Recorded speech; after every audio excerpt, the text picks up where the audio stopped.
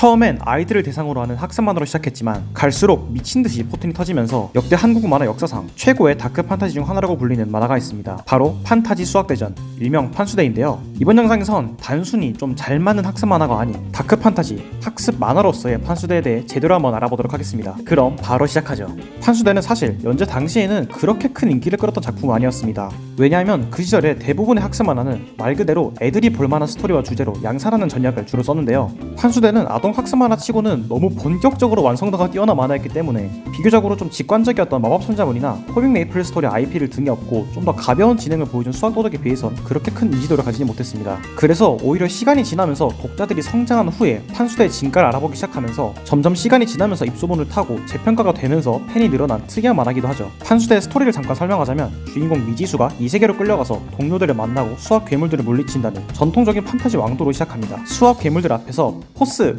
외친다면 괴물들 머리 위에 수학 문제가 뜨고 이 문제를 풀어야지만 괴물들이 처치가 되는 그런 시스템인데요. 사칙연사 마법을 쓰는 동료들과 함께 이 수학 괴물들을 처치하고 세계를 구해낸다는 어떻게 보면 좀 뻔한 이야기를 담고 있습니다. 하지만 이걸 전혀 뻔하지 않게 만드는 세 요소가 있는데요. 첫 번째는 캐릭터입니다. 만화에서 가장 중요한 부분인 이 캐릭터는 만화의 이야기를 이끌어가는 역할과 동시에 하나의 상품으로서 작용하기도 하는데요. 판타지 수학대전은 처음 기획부터 애니메이션이나 게임으로 만들어지는 걸 염두에 두고 만들어졌기 때문에 이 캐릭터성이 정말 특출난데요. 디자인부터 서사까지 정말 완벽하게 만들어내서 아직까지도 거의 모든 캐릭터들이 기억 속에 선명하게 남아있습니다. 침착맨 방송에 출연하기도 했던 갈로아 작가님이 판수대의 K를 정말 좋아하셔서 유튜브 채널에 K 등장 장면만 모아놓은 영상을 하나 올리시기도 했죠. 두 번째는 스토리텔링입니다. 캐릭터도 캐릭터지만 기괴한 괴물들과 인간의 싸움이라는 좀 평면적인 구조가 아닌 주인공의 아치 에너미가 되어버린 히로인, 수학 괴물들을 터치하면서 폭주해버린 나머지 스스로 괴물이 되어버린 용사, 그 용사의 과오를 반복하지 않기 위해 수학을 이야기를 멈추지 않으려는 주인공, 여동생을 위해 희생한 악역 등등